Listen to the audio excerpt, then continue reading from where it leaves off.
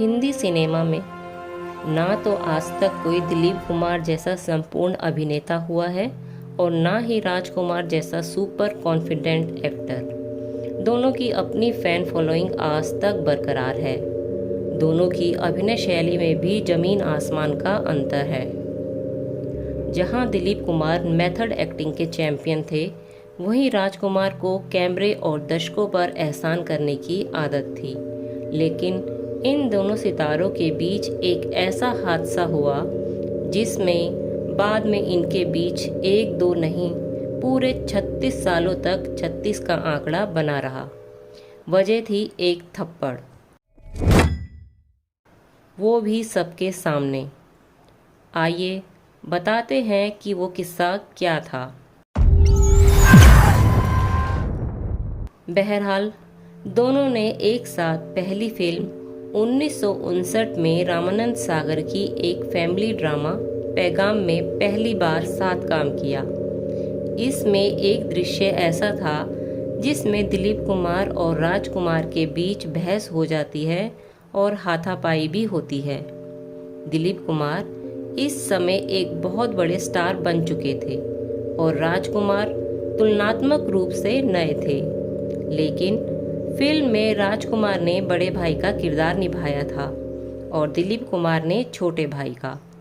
Film की कहानी के हिसाब से राजकुमार को बड़े भाई होने के नाते छोटे भाई दिलीप कुमार को थप्पड़ मारना था। शूटिंग के दौरान राजकुमार ने दिलीप कुमार को ऐसा करारा हाथ रख कर दिया कि दिलीप कुमार सन्नाटे में आ गए। शूटिंग रुक गई। दिलीप कुमार चोट से नहीं मगर राजकुमार की इस हरकत से इतना नाराज हुए कि इस फिल्म के बाद उन्होंने कभी राजकुमार के साथ काम नहीं करने का प्रण ले लिया। दोनों के बीच की ये नाराजगी दूर करने की ठानी showman film maker Subhash Ghai ने।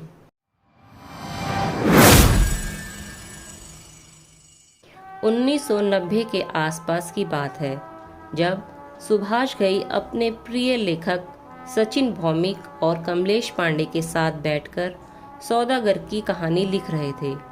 ज्ञात रहे कि इसके पहले सुभाष घई लगातार हिट पर हिट फिल्में बनाए जा रहे थे।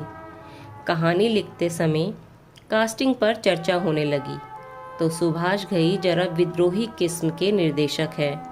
उन्होंने कहा कि दिलीप साहब और राजकुमार को इन दो मित्रों की भूमिका में कास्ट करेंगे। सुभाष घई को जानने वाले हर शख्स को आइडिया अच्छा तो लगा, लेकिन दिलीप कुमार और राजकुमार की आपसी कहानी को लेकर सबने सुभाष से कहा कि ये फिल्म कभी पूरी नहीं हो पाएगी। यहाँ सुभाष का शोमैन नेचर काम आया।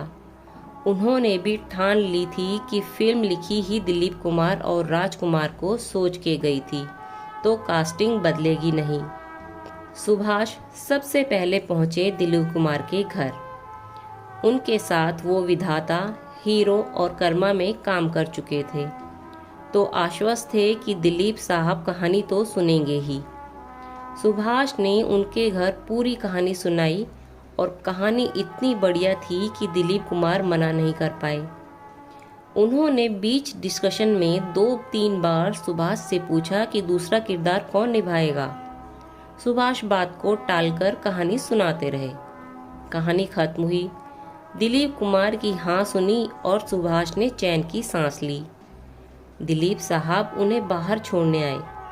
सुभाष ने ड्राइवर से कहा कि गाड़ी चालू कर ले और गियर में डाल ले। इनका ये कहने का मकसद अभी आपको समझ आ जाएगा। गाड़ी में बैठकर सुभाष ने दिलीप कुमार से कहा कि दूसरे किरदार में वो राजकुमार को लेने वाले हैं, और इससे पहले कि दिलीप कुमार कुछ कहते, सुभाष की गाड़ी ये जा और वो जा।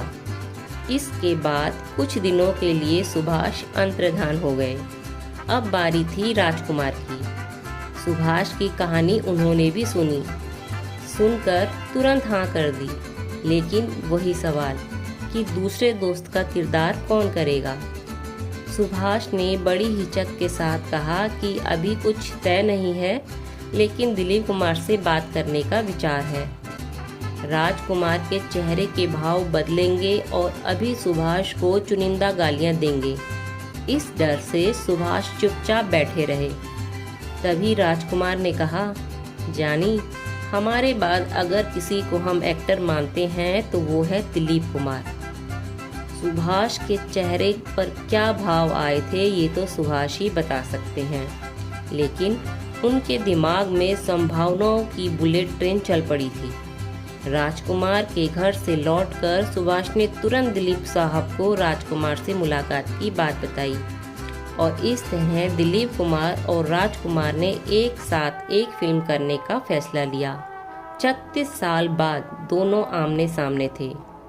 शूटिंग के समय दोनों को कैसे सुभाष घई ने संभाला वो एक अलग ही दास्तान है।